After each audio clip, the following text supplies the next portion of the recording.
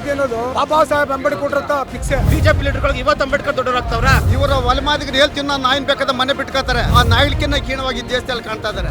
ಏನು ನಾಗಮೋಹನ್ ದಾಸ್ ವರದಿ ಇದೆ, ವಲಯರಿಗೆ ಮರಣ ಶಾಸನವಾಗಿದೆ. ಸರ್ಕಾರನ ಉಳಿಸೋದು ಗೊತ್ತು, ಅಳಿಸೋದು ಗೊತ್ತು. ಸಿದ್ದರಾಮಯ್ಯ 2 ಸಲ ಮುಖ್ಯಮಂತ್ರಿ ಆಗ್ಬೇಕಂದ್ರೆ ಈ ಬಲಗೈ ಓಟಿಂದ ಮಾತ್ರ ಸಾಧ್ಯ. ಸ್ಟೇಟ್ ನ್ಯೂಸ್.ಲೈವ್ ಡಿಜಿಟಲ್ ನ್ಯೂಸ್ಗೆ ಸ್ವಾಗತ. ನಾನು ಕಲಾನ್ವಿತಾ ಜೈನ್. ಸದ್ಯಕ್ಕೆ ನಾವೀಗ ಬೆಂಗಳೂರಿನ ಫ್ರೀಡಂ ಪಾರ್ಕ್ನಲ್ಲಿ ಇದ್ದೀವಿ. ಇಲ್ಲಿ ಮೀಸಲಾತಿಗೆ ಸಂಬಂಧಪಟ್ಟ ಹಾಗೆ ಬೃಹತ್ ಪ್ರತಿಭಟನೆ ನಡೀತಾ ಇದೆ. ಜನ ಆಕ್ರೋಶವನ್ನ ಕೂಡ ವ್ಯಕ್ತಪಡಿಸ್ತಾ ಇದ್ದಾರೆ. ಈ ಹೋರಾಟದ ಹಿಂದಿರುವಂತ ಮುಖ್ಯ ಉದ್ದೇಶ ಏನು, ಯಾಕೆ ಸರ್ಕಾರದ ವಿರುದ್ಧ ಆಕ್ರೋಶವನ್ನ ವ್ಯಕ್ತಪಡಿಸ್ತಾ ಇದ್ದಾರೆ ಅಂತ ಜನರ ಹತ್ರನೇ ಕೇಳೋಣ ಬನ್ನಿ. ಸಿಲಿಕಾನ್ ಸಿಟಿ ಬೆಂಗಳೂರಿನ ಫ್ರೀಡಂ ಪಾರ್ಕ್ ಇಂದು ಹೋರಾಟದ ಕಣವಾಗಿ ಮಾರ್ಪಟ್ಟಿತ್ತು.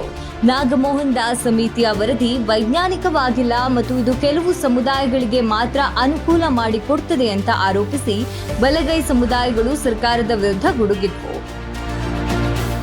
ಈ ದೇಶದಲ್ಲಿ ಇರ್ತಕ್ಕಂಥವ್ರು ಯಾರು ಎಡಗೈ ಬಲಗೈ ಅಂತ ಏನಿದ್ದಾರೆ, ಒಲೆಯರು ಮಧ್ಯರು ಅಂತ ಏನಿದ್ದಾರೆ, ಸುಮಾರು 5,000 ವರ್ಷಗಳಿಂದ ಹಿಂಸೆಯನ್ನು ಅನುಭವಿಸ್ಕೊಂಡು ಬಂದಿರತಕ್ಕಂಥದ್ದು. ಅಗ್ನಿಕುಂಡದಲ್ಲಿ ನಾವು ಬೇಯ್ತ ಅಂತ ಬಂದಿದ್ದರು. ಇವತ್ತು ಅಸ್ಪೃಶ್ಯ ಇವತ್ತೇನು ಹರಿಜನ ಗಿರಿಜನ ಅಂತ ಏನಂತಂದರೆ ಇವರ ಒಲಮಾದಿಗರು ಹೇಳ್ತಿನ್ನ ನಾಯಿನ್ ಬೇಕಾದ ಮನೆ ಬಿಟ್ಕೋತಾರೆ. ಆ ನಾಯಿಲ್ಕಿನ್ನ ಕೀಣವಾಗಿ ದೇಶದಲ್ಲಿ ಕಾಣ್ತಾ ಇದ್ದಾರೆ. ಅಂಥದ್ದು ಇವತ್ತು ಸಮಪಾಲು ಬರಬೇಕಾಗಿರ್ತದ್ದು. ಎಡಗೈ ಬಲಗೈ ಏನಿದ್ದಾರೆ ಸಮನಾಗಿ ಬರಬೇಕು. ಸುಮಾರು 101 ಉಪಜಾತಿಗಳಿಗೆ ಈ ವರ್ಗೀಕರಣದಿಂದ ಅನ್ಯಾಯ ಆಗ್ತಾ ಇದೆ ಅಂತ ಇಂದು ಫ್ರೀಡಂ ಪಾರ್ಕ್ನಲ್ಲಿ ಸೇರಿದ ಪ್ರತಿಭಟನಾಕಾರರು ಆಕ್ರೋಶವನ್ನ ವ್ಯಕ್ತಪಡಿಸಿದ್ರು. ಮಾದಿಗ ಸಮುದಾಯದ ನಾಯಕರುಗಳಿದ್ದಾರೆ, ಅವರೆಲ್ಲ ಎಚ್ಚೆತ್ಕೊಳ್ಬೇಕು. ನೀವೇನಾದರೂ ಇಫ್ ಇನ್ ಕೇಸ್ ಜಾರಿ ಏನೋ ಜನಸಂಖ್ಯೆಯಲ್ಲಿ ನಮ್ಗಿಂತ ಜಾಸ್ತಿ ಇದ್ರೆ ತಗೊಳ್ಳಿ, ಆದರೆ ನೆಕ್ಸ್ಟ್ ನಮ್ಗೆ ಕೊಡ್ಬೇಕಲ್ವಾ? ಹೊಟ್ಟೆ ತುಂಬ ಊಟ ಮಾಡ್ಕೊಂಡು ಹೊರಟ್ಬಿಟ್ರೆ ನಮ್ಗೆ ಯಾರು ಕೊಡ್ತಾರೆ ಊಟ? ಹಂಗಾಗಿ ನಾನು ಈ ನಿಮ್ಮ ಸುದ್ದಿ ಚಾನೆಲ್ ಮುಖಾಂತರ ಎಲ್ಲ ರಾಜ್ಯದ ಎಲ್ಲ ಮಾದಿಗ ಸಂಬಂಧಿತ ಜಾತಿಯ ಮುಖಂಡರುಗಳಿಗೆ ಮನವಿ ಏನು ಮಾಡ್ತೀನಿ ಅಂದರೆ, ದಯಮಾಡಿ ಈ ಹೊಡೆದಾಡೋ ನೀತಿಯನ್ನು ಬಿಟ್ಬಿಡಿ. ರಾಜಕೀಯ ಪಕ್ಷಗಳು ಅವ್ನು ಯಾರೋ ವಾದಿರಾಜ್ ಅಂತ ಬಿಜೆಪಿ RSS ಬೇವರ್ಸಿನ ನಮಗ ಅವರಿಂದ ಪ್ರೇರಿತ ಆಗಿರೋದು. ಇವೆಲ್ಲ ಯಾವತ್ತೂ ಇಲ್ದೇವ್ರು ಅಂಬೇಡ್ಕರ್ ಇವತ್ತು ವಾದಿರಾಜ್ಗೆ ಇವತ್ತು ಬಂದ್ಬಿಟ್ಟಿದ್ಯಾ? RSS ಲೀಡರ್ಗಳಿಗೆ ಇವತ್ತು ಬಂದ್ಬಿಟ್ಟಿದ್ಯಾ? ಬಿಜೆಪಿ ಲೀಡರ್ಗಳಿಗೆ ಇವತ್ತು ಅಂಬೇಡ್ಕರ್ ದೊಡ್ಡವರಾಗ್ತಾವ್ರ? ನಮ್ಮಲ್ಲೇ ಹೊಡೆದು ಇಷ್ಟು ದಿನ ಏನು ಈ ಬ್ರಾಹ್ಮಣರುಗಳು ನಮ್ಮನ್ನು ಹೊಡಿತಾ ಇದ್ರು, ಇದನ್ನ ನೇರವಾಗಿ ಆಡ್ತಿದ್ದಾರೆ ಇವರು. ನಾಗಮೋಹನ್ ದಾಸ್ ಸಮಿತಿಯು ನೀಡಿದ ಅಂಕಿಅಂಶಗಳು ಸರಿಯಿಲ್ಲ ಎಂಬ ಹೋರಾಟಗಾರರ ವಾದ ಒಂದು ಕಡೆಯಾದ್ರೆ, ರೋಸ್ಟರ್ ಪದ್ಧತಿಯ ಒಳ ಮೀಸಲಾತಿ ಬೇಡ, ಹಳೆಯ ಪದ್ಧತಿಯಲ್ಲಿ ನೇಮಕಾತಿ ನಡೆಯಲಿ ಅಂತ ಪ್ರತಿಭಟನಾಕಾರರು ಸರ್ಕಾರಕ್ಕೆ ಒತ್ತಾಯವನ್ನ ಮಾಡ್ತಿದ್ದಾರೆ. ಯಾಕೆಂದ್ರೆ ನಾವೆಲ್ಲ ಭೀಮನ ಮಕ್ಕಳು. ಸರ್ಕಾರನ ಉಳಿಸೋದು ಗೊತ್ತು, ಅಳಿಸೋದು ಗೊತ್ತು. ಬಟ್ ನಮ್ಮ ಬಲಗೈ ಬಿಟ್ಟು ಸರ್ಕಾರ ಏನು ಮಾಡೋಕ್ಕಾಗಲ್ಲ. ಇದು ಆದಿ ದ್ರಾವಿಡ ಮೂಲ ನಿವಾಸಿಗಳು ಕಟ್ಟಿಂತ ದೇಶ. ಆದ್ರಿಂದ ಸರ್ಕಾರ ಇದನ್ನ ತೀರ್ಮಾನ ಮಾಡೋಕ್ಕಾಗಲ್ಲ. ಯಾಕೆಂದರೆ ಪ್ರತಿಯೊಂದು ಜಾತಿಯ ರೋಸ್ಟರ್ ಬಿಂದು ಮಾಡೋದು ಭಾಳ ಕಷ್ಟ ಇದೆ. ಅದು ಸರ್ಕಾರಕ್ಕೂ ಗೊತ್ತಿದೆ. ಅದು ಇದು ಸಾಧ್ಯವಾಗಲ್ಲ ಅಂತ ನಮ್ಮ ಬಲಗೈ ಒಕ್ಕೊಂಡು ತಿಳಿಸ್ತಿರ್ತೇವೆ.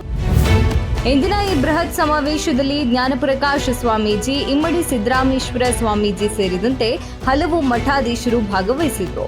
ಮಾರ್ಚ್ 27ರಂದು ನಡೆಯಲಿರುವ ವಿಶೇಷ ಸಚಿವ ಸಂಪುಟ ಸಭೆಯಲ್ಲಿ ಸರ್ಕಾರ ಈ ಅವೈಜ್ಞಾನಿಕ ವರದಿಯನ್ನ ಜಾರಿಗೆ ತರಬಾರದು.